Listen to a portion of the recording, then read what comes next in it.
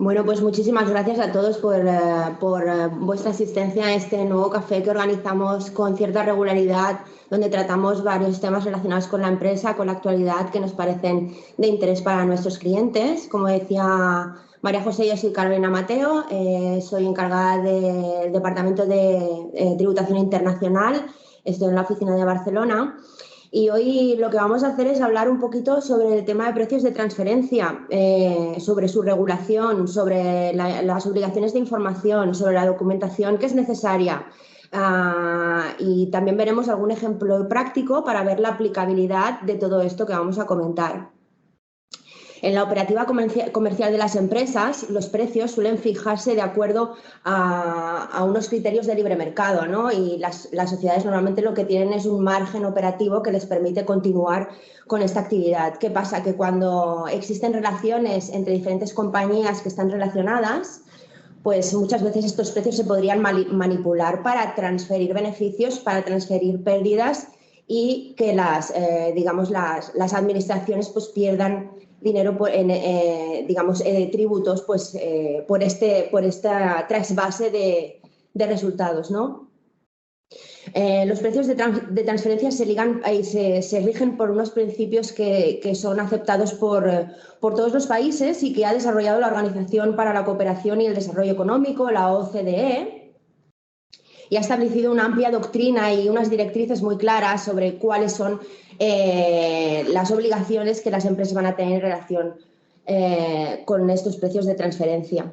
En este café, que nos hace mucha ilusión organizar, contamos con la presencia, como ha dicho María José, de dos profesionales del sector de transfer pricing a nivel internacional. Por un lado tenemos a Ben Miller, que es doctor en económicas, es socio y líder de prácticas de precios de transferencia, campeón de socios de diversidad, equidad e inclusión.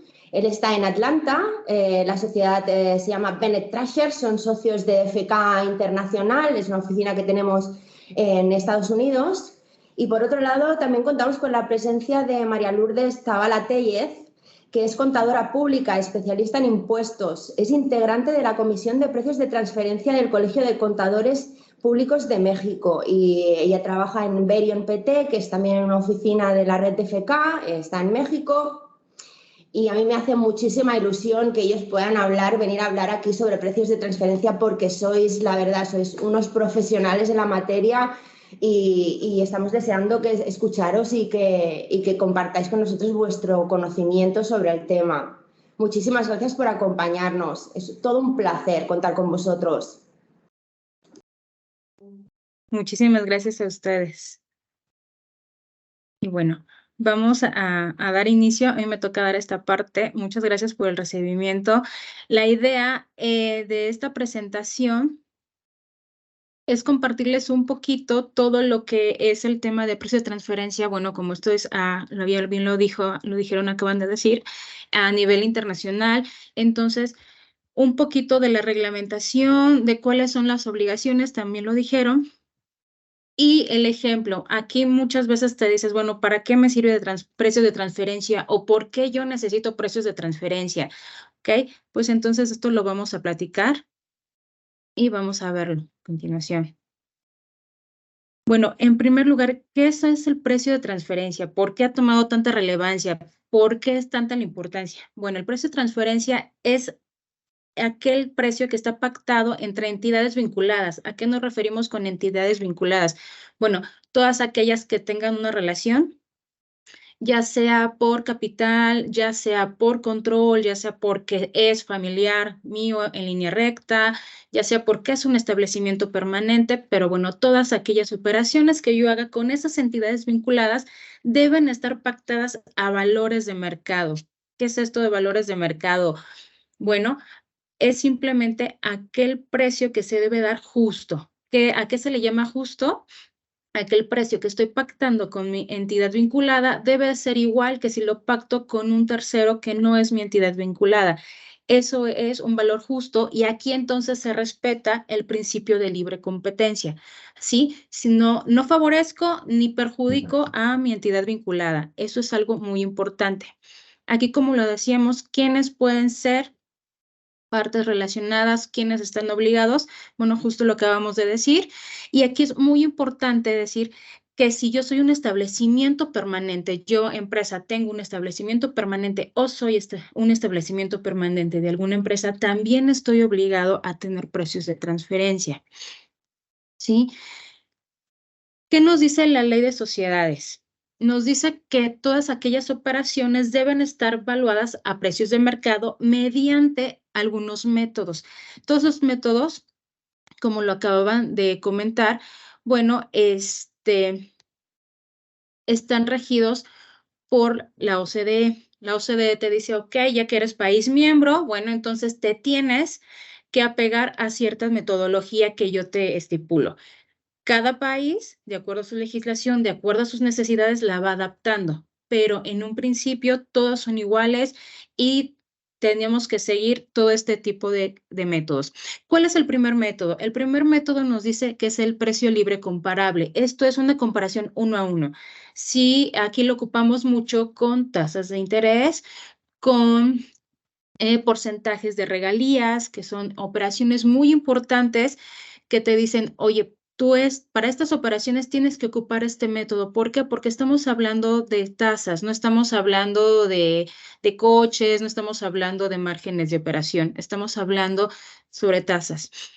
Este se le llama que es el método más puro y el cual debería de seguir todas las empresas. Para la OCDE sería el modelo ideal y también para todos los países. ¿Por qué? Porque dice, bueno, si yo estoy vendiendo un lápiz, entonces debo de dar el mismo precio del lápiz a mi parte relacionada como a un tercero.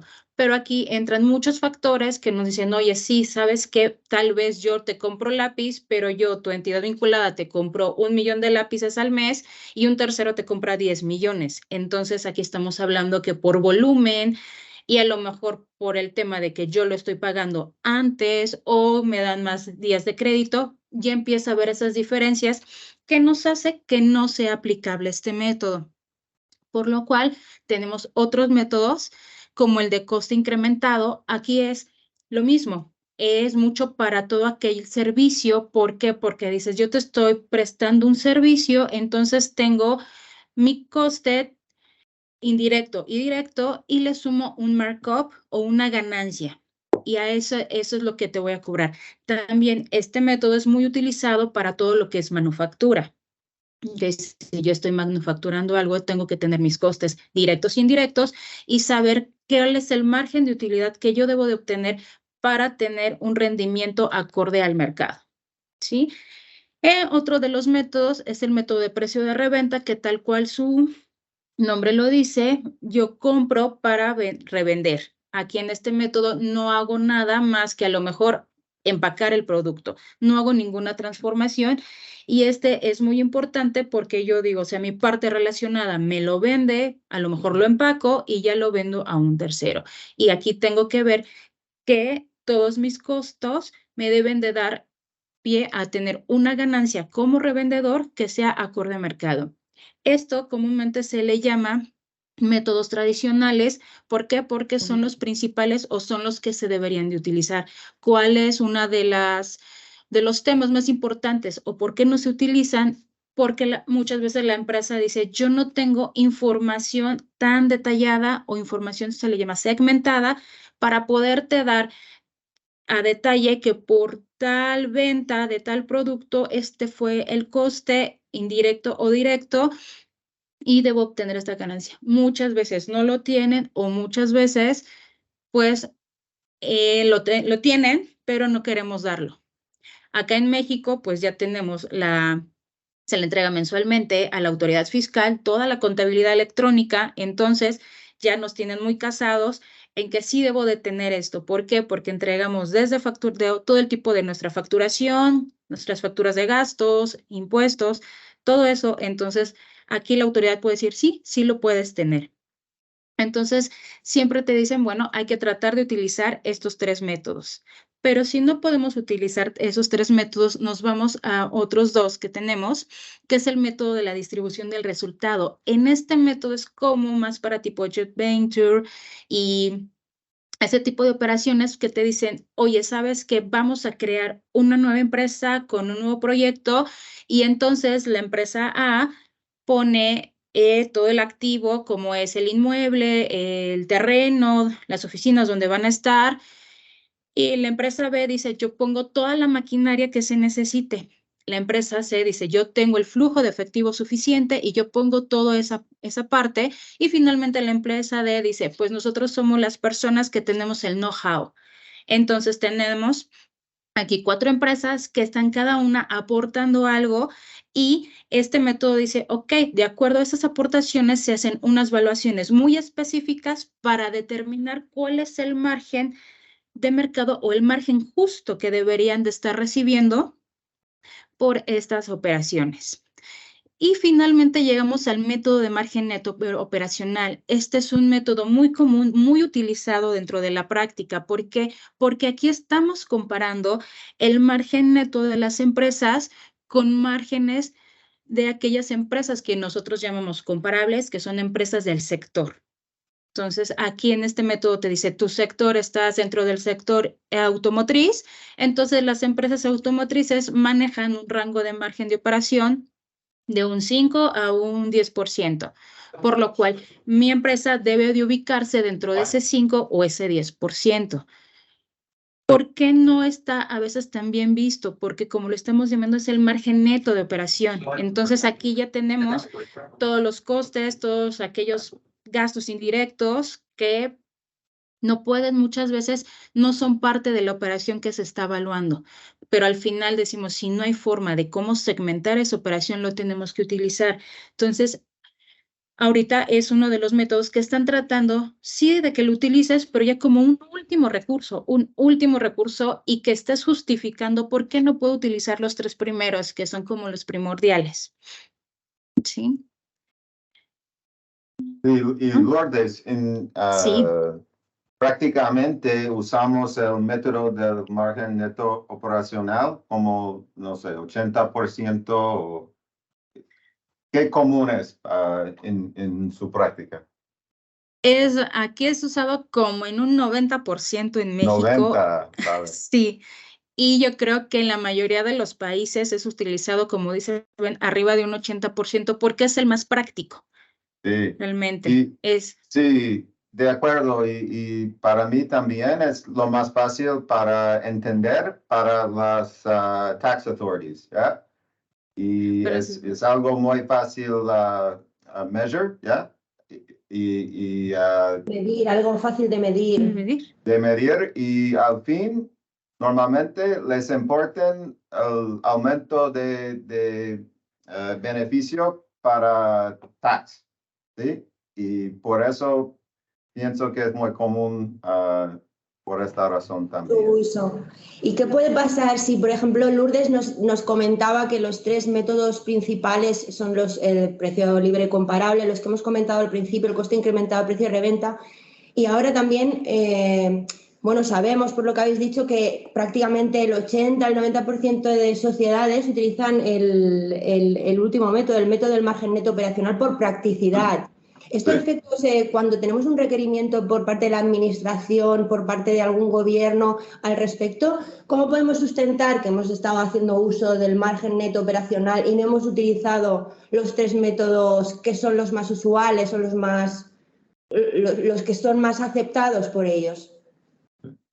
Sí, cuando se elabora el estudio, hay una parte donde decimos que es el descarte de métodos. Entonces, vamos diciendo, está el método y se debe de utilizar para estas operaciones. Nos implica esto. Y no lo utilizamos porque a lo mejor tal vez no tuvimos la información segmentada a detalle. Se tiene por cada uno de los métodos que decir por qué no los pude utilizar. Y así es como ante las autoridades decimos, oye, mira, no lo tengo y no lo pude ahora sí que hacer por esta. Aquí es como les comentaba que al menos acá ya en México, al entregar toda la contabilidad electrónica, pues ya no es tan fácil decir, no puedo tener esta información, sino la autoridad te dice, oye, si yo ya lo pude sacar y yo te lo estoy demostrando, es que sí lo pudiste hacer, pero no lo quisiste hacer. Y también de toda esta practicidad de utilizar este método que ya fue un abuso, Es por lo cual también la OCDE empieza a ver que ya había ahí como malas prácticas, unas estrategias fiscales agresivas, pero muy, muy fuertes, por lo que dicen, oye, todo eso nos está mermando a las autoridades fiscales de distintos países. Y entonces dicen, ok, vamos a tratar de esto de hacerlo más lineal, de hacerlo más en general y de tratar de evitar esta parte de la erosión de la base gravable. Y entonces detona un documento 13 que se llamó BEPS, que es evitar la erosión de la base gravable y el traslado de beneficios. Tal cual su nombre nos lo indica, aquí ya las autoridades fiscales están diciendo, oye, yo te voy a pedir ciertas declaraciones o cierta documentación en la cual yo me voy a dar cuenta si estás haciendo estrategias fiscales agresivas. Y de aquí se derivan estas tres declaraciones que tenemos ahorita aquí, que es el country by country. En esta, ¿qué nos pide? Aquí, al menos para España, ustedes tienen que, si superan la facturación de los 750 millones de euros, están obligados a presentarlas. ¿Qué nos dice este country by country? ¿Por qué es tan importante? Porque aquí las autoridades fiscales de tu país te están pidiendo una información cuantitativa y muy detallada de todo el grupo multinacional. ¿A qué nos referimos con muy detallada? Hagan de cuenta un Excel, una hoja de Excel súper grande donde te dice, dime el nombre de todas las entidades de tu grupo. ¿Qué país tienen? ¿Qué país son? Perdón. ¿Cuál es su ingreso facturable al año? ¿Cuál es su tasa de imposición fiscal? ¿Cuáles son sus activos? ¿Cuáles son los empleados? O sea, a ese nivel de detalle. ¿Por qué lo están haciendo así? Porque justamente dicen, oye, estamos viendo que muchas se van y tienen sus utilidades en aquellos países con una tasa de imposición muy baja.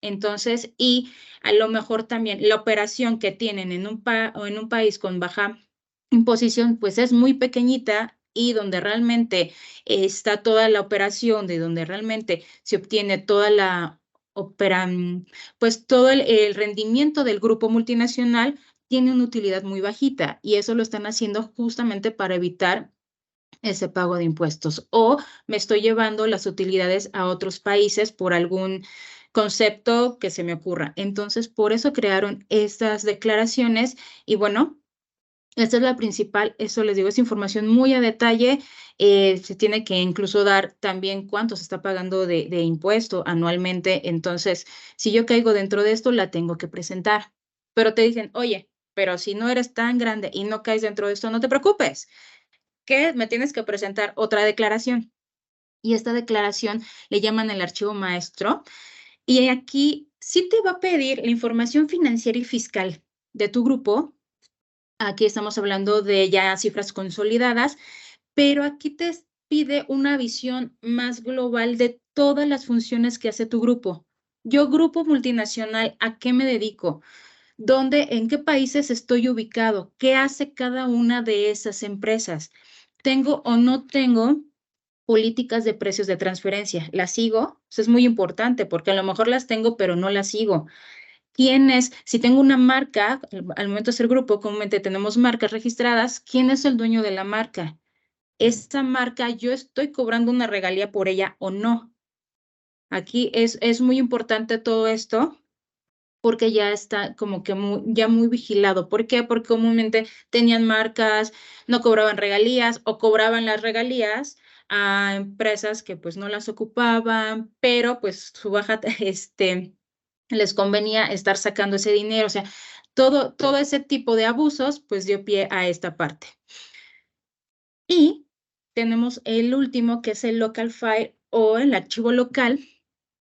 Aquí en México pues ya lo utilizaron mucho y este año ya fue muy solicitado por las autoridades fiscales. ¿Por qué? Porque para México y las adaptaciones, porque cada país adaptó también estas declaraciones a sus necesidades y en México sí fueron muy agresivos. Entonces aquí te piden mucho detalle. Aquí en el archivo local estás hablando ya tú como contribuyente, ¿cuál es mi operación? ¿Qué operación hago? ¿Con quién lo hago? ¿Por qué lo hago? ¿Cada cuándo lo hago? y todas mis operaciones tengo que poner todas mis operaciones que yo hice con mis entidades vinculadas y el método de evaluación y saber si estuvieron o no pactadas a precios de mercado. Entonces, de aquí es muy importante que este archivo ya lo están subiendo. Este año se acaba de presentar justo hace 2 días, fue fecha límite que se presentó. Entonces, aquí ya la autoridad fiscal ya está viendo todo eso y te dice, ok, tú como contribuyente, pues a lo mejor eres parte de un grupo multinacional y yo estoy viendo que tienes muchos gastos. Y a lo mejor entonces y todo se lo pagas a tu casa matriz y te quedas con una utilidad súper chiquita. Entonces yo ya, autoridad fiscal, por decir México, puedo voltear y decirle a la autoridad fiscal de Estados Unidos, oye, ¿sabes qué? Es que tengo este tema con esta empresa. Préstame, y hacen un intercambio de información. El intercambio de información ya se volvió cada vez más grande, cada vez más fácil, y con estas declaraciones pues estamos dando todas las herramientas para que entre las autoridades fiscales digan, ok, sí es cierto, aquí tenemos un tema, ya sea en beneficio o estemos perjudicando. Entonces, aquí es cuando ya decimos, no es tan fácil hacer una estrategia fiscal, no es tan fácil decir, ay, bueno, mándame tantos fondos sin ningún sustento. Aquí ya en México ya está muy, muy reglamentado que tú digas el porqué de la operación. Si yo le tuve que pedir a mi entidad vinculada un financiamiento, ¿por qué se lo pedí a ella? ¿Y por qué no volteé con una entidad financiera, un banco, y le dije, oye, préstame? ¿Cuáles fueron aquellas situaciones que hicieron que yo le pidiera dinero a mi entidad vinculada? Entonces, ya nos están yendo también más al por qué. Aparte de toda la substancia, es el por qué lo estás haciendo así. ¿En verdad te está beneficiando o tú estás beneficiando a tu entidad vinculada? Entonces, ya es ahora sí que un tema que antes se veía como muy chiquito, se veía como no tan importante. Bueno, estamos viendo que tiene una relevancia muy grande ya para esto. Aquí en España, ¿qué está haciendo? Y es lo mismo en México. En México tenemos también una declaración igualita, en donde tenemos esta declaración que es el modelo 232. Y bueno, aquí yo creo que lo conocen un poquito ustedes más, si voy a estar obligado o no a esta declaración. ¿Por qué? Porque si yo estoy obligado a presentar la declaración anual del impuesto de sociedades, automáticamente tengo que presentar esta informativa. Y esta informativa, les digo que se parece mucho a la de México. ¿Por qué? Porque aquí en esta informativa se tiene que revelar, se tiene que dar la autoridad el nombre de la entidad con la que estoy trabajando, qué operación hice, por qué somos partes relacionadas, cuál es mi tipo de vinculación, en qué punto de la ley yo caigo, perdón. Entonces, ahí es muy importante ese tipo de vinculación, porque también de ahí dicen, ok, si a lo mejor tú tienes vinculación porque eres por control, porque eres una cabeza importante, vamos a ver en qué otras empresas tú estás también ahí. Entonces, esta parte del tipo de vinculación es muy importante al momento de que nosotros se da, al igual que la operación. ¿Qué operación con tu parte relacionada hiciste? Ahora sí que fue ingreso o fue pago. ¿Cuál fue el importe? ¿Qué método de precios de transferencia utilizaste para evaluarla y si estuvo o no a precios de mercado? Entonces, aquí es importante decir, ay, si yo pensaba que yo no tenía la necesidad de contar con mi documentación de precios de transferencia, pues ya estoy viendo que mediante todas las declaraciones informativas que acabamos de ver de partes relacionadas, sí la tengo que hacer. Y que yo tengo que aparte que presentar la informativa 232. Entonces, es muy importante que veamos yo empresa en dónde me estoy ubicando. Y yo creo que si tenemos alguna duda o cuestión, bueno, pues aquí nuestras expertas las podrán ayudar en esa parte y guiar si estoy obligado o no. Pero sí es importante el saber que yo puedo decir, tal vez yo no estoy obligado y a lo mejor están obligadas mis partes relacionadas en el extranjero, pero al momento de que ellas están obligadas, yo tengo que saber que en cualquier momento la autoridad fiscal puede voltear conmigo y decir, oye, pero tú ¿por qué no? Y tus partes relacionadas en el extranjero sí, y ellos sí lo están presentando. Y sabes qué tan lo están presentando que me acaba de llegar una solicitud de información sobre esta operación. Vamos a ver qué fue lo que hiciste. Ya no es tan fácil y ya no es tan bueno decir, pues no hago la operación o pues la hago, pero pues que no me vean paso así y bueno, y veo a ver si la autoridad me lo requiere o no. Hay que acordarnos que, bueno, hay una multa si toda esta documentación se presenta incompleta o errónea, y también está una multa muy grande. Si no me equivoco, ahí ya me corregirán, que es como el 15%, le determina la autoridad un 15% de utilidad si carezco de toda la información. Entonces, imagínense, si yo no le puedo justificar a la autoridad que a lo mejor yo por tema de precio de transferencia, por todo eso, mi margen neto de operación es del 8%, pues la autoridad me puede determinar que debe de ser un 15%. Y entonces todo lo que implica eso. Entonces, bueno, ya no es tan fácil hacer todas estas estrategias, como se le llamaban. ¿Y cuáles son las operaciones más comunes y más fiscalizadas? ¿Por qué se llaman más comunes? Lo que veníamos platicando, ¿no? Es muy fácil decir, oye, tráete el dinero de, no sé, de México, tráetelo para España, tráete el dinero de Chile para España, tráetelo. Necesito que se traigan tu dinero. ¿Cómo lo traigo? Pues que te hagan un traspaso de fondos.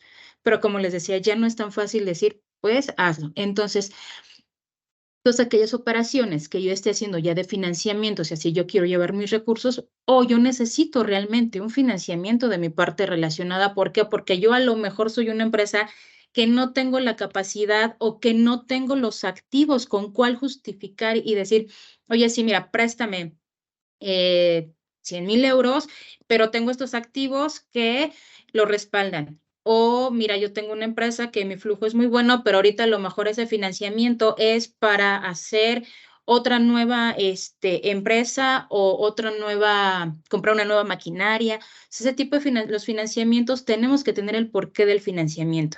Eso es algo muy importante. ¿Para qué es capital de trabajo? ¿Es meramente para flujo? ¿Qué fue lo que pasó? ¿Sí? Y todo debe de estar sustentado mediante un contrato. Eso es importantísimo. Importantísimo tener un contrato. Acá en México nos piden que los contratos sean en español. Y si es por decir que estamos trabajando con Estados Unidos, te dicen, ok, pero el contrato debe venir en los dos idiomas. ¿Por qué? Porque muchas veces también contribuyentes abusivos decían, híjole, es que está en inglés, está en francés, está en el idioma que se les ocurra, y cuando llegó aquí no le entendí. Entonces, pues, autoridad, mira, me vieron la cara. Y la autoridad les dijo, no, pues no.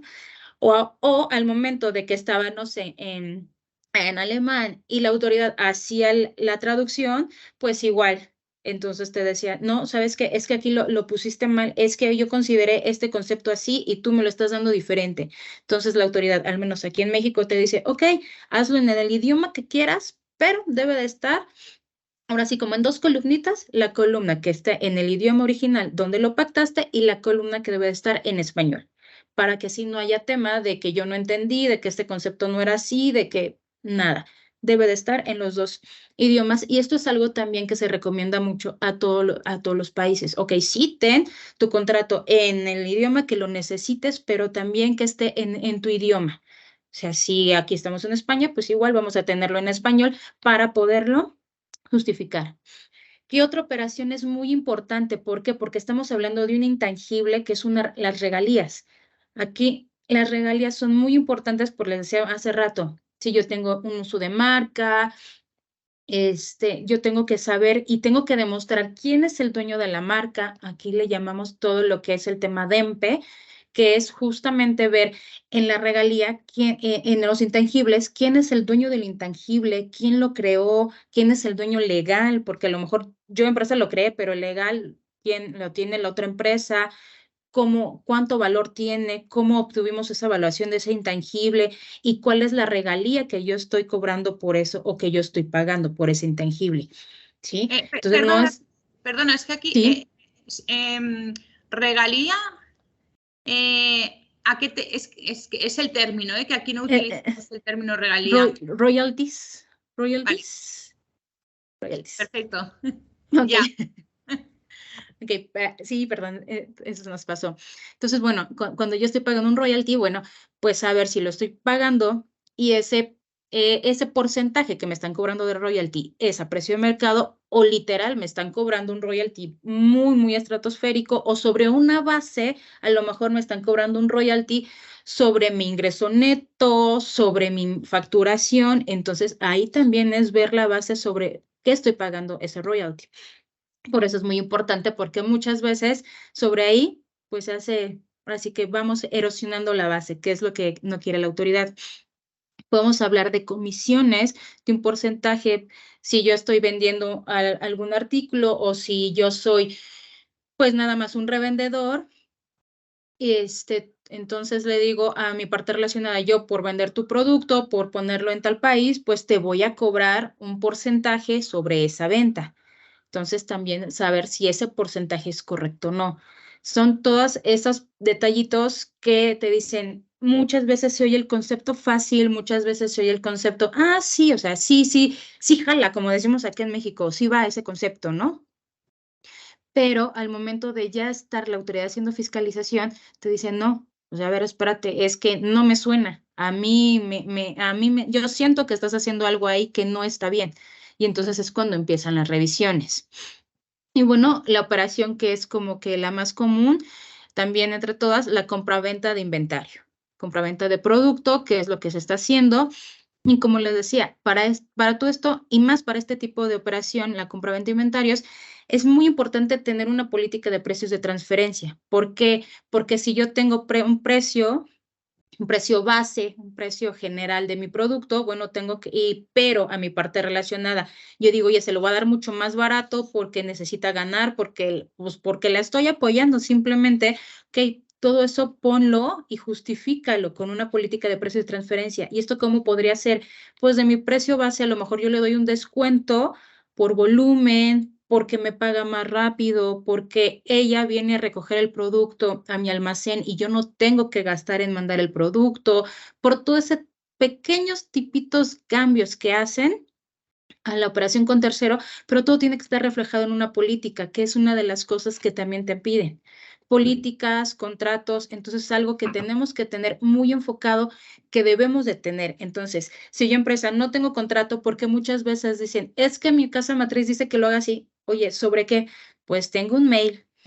¿Y cuál es tu justificación? Pues es que en el mail me dijo que lo hiciera así. Oye, pero no, dame un contrato, dame pues un acuerdo de compraventa, dame algo. No, pues es un mail. Pues el mail nos los va a rebotar la autoridad y nos va a decir, eso no me sirve, eso no me justifica. Dame un contrato, dame tu política, porque si tú tienes un contrato y una política de venta con un tercero, lo debes de tener con tu entidad vinculada. Entonces son de las cosas que hay que ir viendo qué tengo yo como contribuyente y qué no tengo para ir corrigiendo. Todo esto se debe de ir corrigiendo, pues para no tener ningún problema. Sí, y Lourdes, aquí también es importante no tener correcciones, ¿sí? Por las tarifas. Y también quiero decir que no tiene que tener la misma política para determinar el precio para la cosa, para tarifas y para precios de transferencias, pero normalmente son iguales. Y hay que tener un precio para las tarifas, ¿sí? Para importación y exportación de los productos. Productos. ¿Sí? De los productos. Sí, bueno, pienso que es lo más común y no puede evitar esto porque siempre está también en el income statement, ¿sí? En los Está muy Financias, fiscalizado, sí. sí, en todos los modelos, las declaraciones que tenemos que ir presentando, los income statements, como por ejemplo el impuesto de sociedades o las cuentas anuales que tenemos que presentar. Por tanto, es información económica que está relacionada con la empresa y que tiene que tener su sustento detrás, ¿no? Y esto y las financieras no se puede esconder. Servicios, a lo mejor sí. Cada operación de acuerdo a IT. su naturaleza. Sí. Cada operación de acuerdo a su naturaleza. Sí, verdad. Vale. Muy bien, pues disculpe, Lourdes, si tiene algo más para... No, al Para- contrario, era justamente, bueno, con esto vemos todo lo que fue como que la parte teórica, como que la parte pesada, lo que hay que tener en cuenta. Y ahorita vamos a hablar y vamos a ver unos ejemplos aquí que nos preparó Ben, justamente para ver como que ya ahora sí que aterrizado todo lo que acabamos de platicar. Adelante, Ben. Muchas gracias y un placer estar aquí contigo, Lourdes, y con el equipo de Fitch, mis amigas. Un repaso breve aquí, que con precios de transferencia estamos asignando ganancias por las entidades de un grupo, considerando todas las jurisdicciones judiciales. Y tenemos que recordar que en cualquier jurisdicción, en todas las jurisdicciones, las autoridades judiciales quieren dinero, quieren más impuestos. Y todos piensan que sus empresas, sus propias personas son los más valores. Y siempre están buscando un equilibrio de darles contentos las autoridades y también optimizar la situación para empresas, ¿sí? Para ustedes, para nuestros clientes. Aquí tengo un ejemplo de un cliente mío que está en el Corea del Sur, que hace una tecnología que usan en los Hyundais para navegar y estas cosas. Y reciben todo el dinero global en Corea del Sur, pero tiene gastos en China y también en Canadá para los ingenieros que hacen software y cosas muy super cool, guay, bien. Súper Y también tecnológicas. tecnológicas, sí. Y también tienen un equipo en Francia y en Italia que están inventando cómo poner la tecnología en los coches. ¿Vale? Y hay gastos en todos estos países. Y la autoridad en Italia no quiere que solo hay pérdidas en Italia, quiere tener la oportunidad de cobrar impuestos De coger un poco de en la empresa. impuesto. Yeah. Y por eso tienes que, asignar las ganancias en todos los países, pero en equilibrio con el valor que han creado todos los países. Y esto es lo que Lourdes ya dijo. Bueno, en la próxima, y es decir que después hay menos dinero en Corea del Sur, pero bien. Aquí tengo también un ejemplo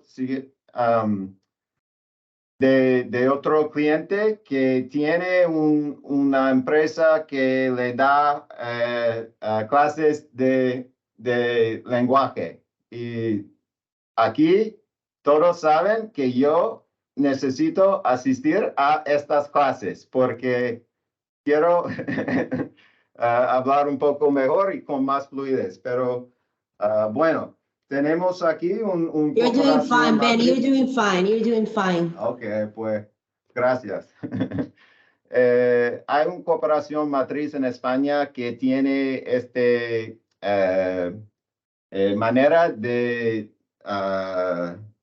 dar clases de lenguaje por el móvil. Y tiene subsidiarias en Francia y en el Reino Unido que se vende el app más o menos a gente en los países que quieren aprender el castellano y venden los servicios. Y aquí en el matriz por abajo tiene la situación antes de precios de transferencia o sin precios de transferencia. El cliente llega a mi oficina con este dibujo, pinta, ¿no? Este picture. Con este esquema, con este Sí, esquema. este esquema. Y les pregunté cómo qué quieren hacer con la tecnología. En principio no había nada, ningún charge, no había precios de transferencia para el uso del app. Pues en inglés, in France, they're selling the app to customers in France. En Francia venden la aplicación a clientes en Francia. And France receives the rights to sell the app. Y entonces from Francia the recibe los company. derechos para vender la app desde la matriz. Sí. Pues ni las autoridades en Francia ni las autoridades en España saben qué pasó, porque está en el aire. ¿Eh? Pero mírense los impuestos de ganancias aquí. Tenemos 95 y tenemos una situación donde el equipo en España está desarrollando esta tecnología que está usando en otros países, explotando, está atractando dinero en otros países. Sí, sí, sí. ¿Okay? Y por eso, y estos ingresos están en Reino Unido y Francia, se puede verlos. Y los márgenes en estas subsidiarias están muy altas. ¿Por qué? Porque no están pagando para la tecnología que se vende.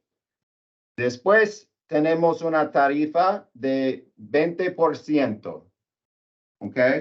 Y este viene de un contrato que tiene la empresa con otra empresa independiente en Alemania, que dice que 20% de los ingresos es del pago. ¿Okay?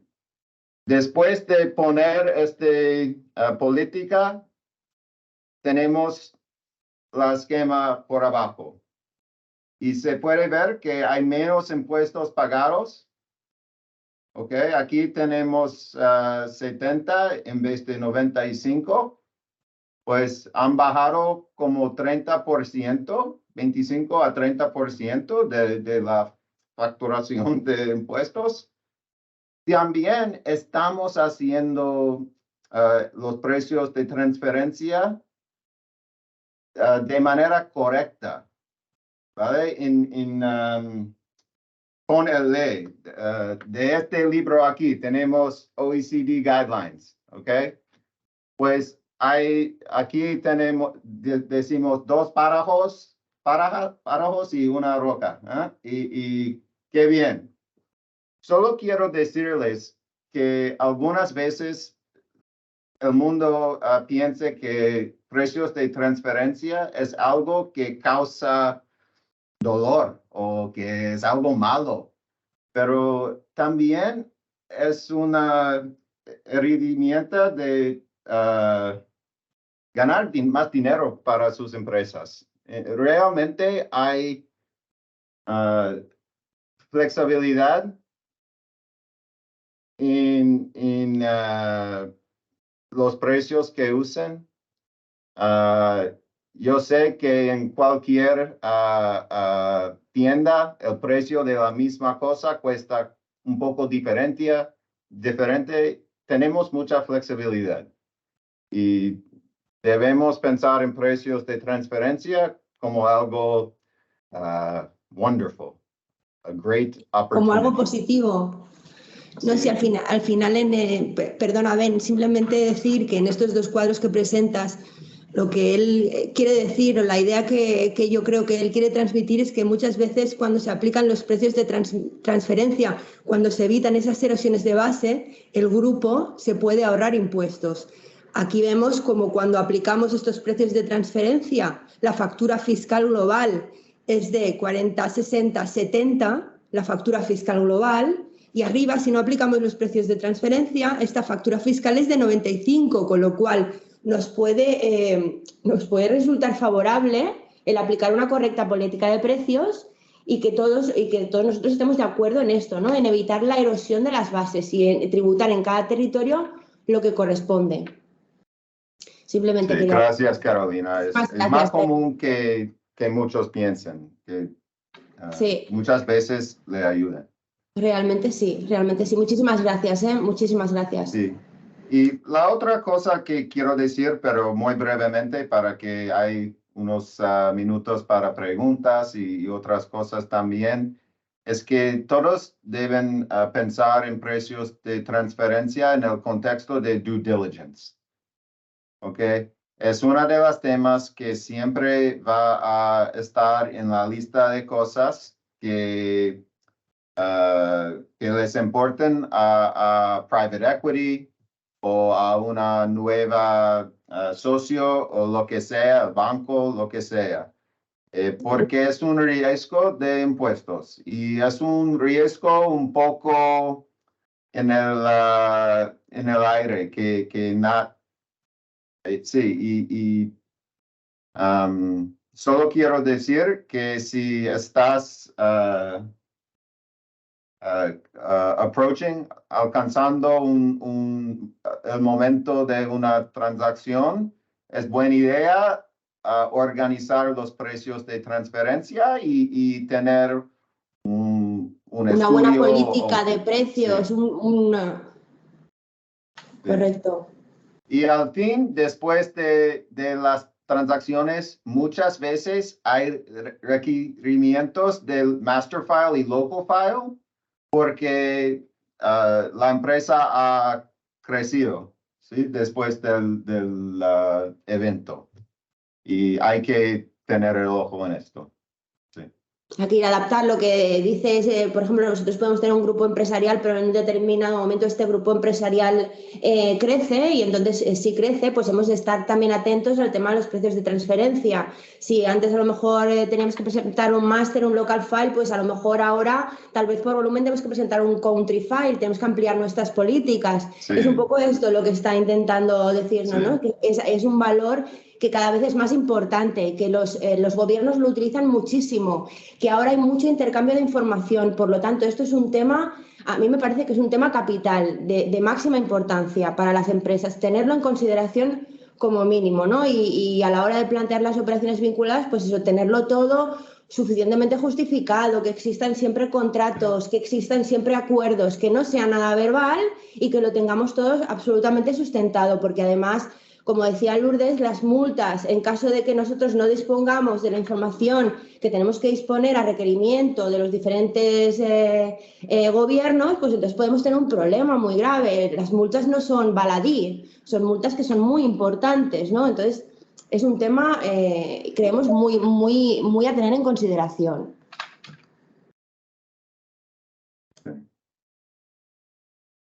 Y además, los gobiernos también tienen tecnología que se mira en los forms. En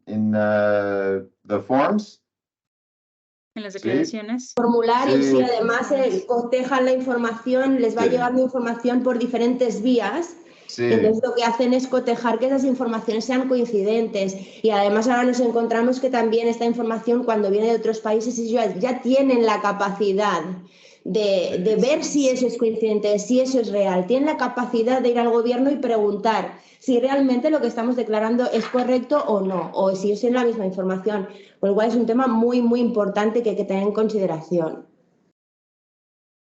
Es correcto. Pues por nuestra parte creo que sería todo. No sé si hay algunas preguntas por ahí. Ahora miramos, yo quería añadir muchas gracias por vuestras intervenciones que compartimos 100% y Carolina, que está en el día a día de esto mucho más que yo. pero y no solo un tema de inspecciones o de la Tax Authority, ¿no? de agencia tributaria, sino pensemos que también han ido legislando cada vez más y los órganos judiciales igual, todo en materia de la evolución que hemos tenido en responsabilidad de administración, en órganos de administración, en consejos de administración. Manifestaciones del deber de lealtad y del deber de diligencia, ¿no? Del buen administrador, pues está si no lo hace directamente, el poner los medios a su alcance y delegar en las personas que sean necesarias para que las cosas se lleven bien, ¿no? Y en los órganos, consejos de administración o administradores, pues se han de minorar riesgos también. En esta minoración de riesgos y en materia de cumplimiento, que no es en vuestros países, me imagino que exactamente igual, porque esto es completamente internacional, ¿no? Ya.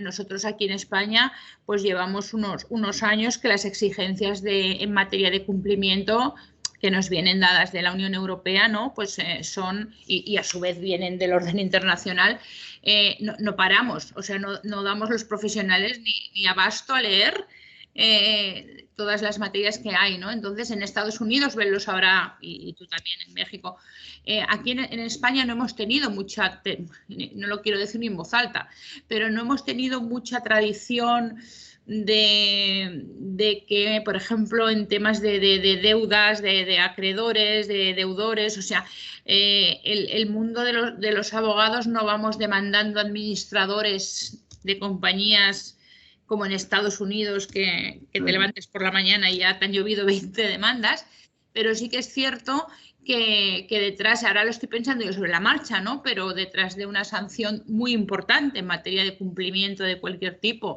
o de precios de transferencia, pues no deja de haber una omisión del Consejo de Administración o del administrador de no hacer las cosas bien, ¿no? Y como bien decía Ben, hace nada, yo en la última operación que intervine de adquisición de empresas en Due Diligence, además era una empresa de un tamaño muy familiar, lo que acostumbran, ¿no? Pues fue el tema de precios de transferencia fue una contingencia. Quiero decir que a veces la gente tiene más miedo a hacer esto, lo que dices tú, lo asocia a un lío más dinero, más coste, pero es más fácil llevarlo bien en el día a día, ¿no? Que a lo mejor es cierto, o sea, no tener nada cierto. Y que venga la agencia tributaria y nos lo tengamos que inventar todo en 4 noches, que al final lo tienes que hacer igual, tarde y mal, que digo yo, ¿no? Pues no sé si hay alguna consulta por ahí o en el chat, o si alguien quiere intervenir de los, tanto de fuera como de compañeros de Benfix. Pues lo típico que se dice, que lo habéis hecho espectacular. Sí, súper bien, no hay ninguna pregunta, ninguna duda. Lo habéis hecho fantástico. Las dudas van a salir al momento de estar haciendo la operación. Es cuando dicen, ¿qué dijeron que tenía que hacer? Nosotros daros las gracias y bueno, que queríamos poner de manifiesto que a ver, que podemos trabajar con todos los compañeros de 10K a nivel internacional en todas partes con una profesionalidad en materia en todas, ¿no? Pero en concreto que hablamos de transfer pricing sin ningún tipo de complejo con cualquier tipo de compañía de sector y tamaño, ¿no? Y nada, pues daros un abrazo muy fuerte desde España. Sí, y de los Estados Unidos, un placer. Muchísimas gracias a todos. Muchísimas gracias por asistir, por compartir con nosotros. Ha sido todo un placer. Muchas gracias. Tu español perfecto, Ben. Muy bien, Ben, muy bien. Muy bien. Que sí. Felicidades. Oye, una cosita, hemos grabado la sesión, que me van a reñir porque me han pedido que lo dijera al principio y se me ha pasado, por temas formativos, siempre grabamos la sesión con permiso de todos vosotros. Sí, no hay problema de mi parte. Gracias. Ok, muchas gracias. Gracias. Perdón. Ah, sí, la compartiremos, compartiremos la grabación con todos los asistentes desde nuestras redes y nuestra página web. Veía una pregunta. Veo una manita levantada. Sí, un momentito, sí, y en el chat también tiene razón. Está levantada por ahí. En el chat. María Angli, sí, dice muchas gracias a todos y sí la vamos a mandar. Como decía Silvia Cuenca, sin ningún tipo de problema os enviará a todos los asistentes. Y Maite tiene una mano levantada que os dice fantástica intervención. Yes. Y Muy sé si hay amable. alguna más por aquí. Ok. Gracias. Pues muchísimas gracias a los dos, de verdad. Muchísimas Muchas gracias, gracias. un Saludos. placer. Bye. Un saludo. Placer, gracias. Bye. Bye, bye.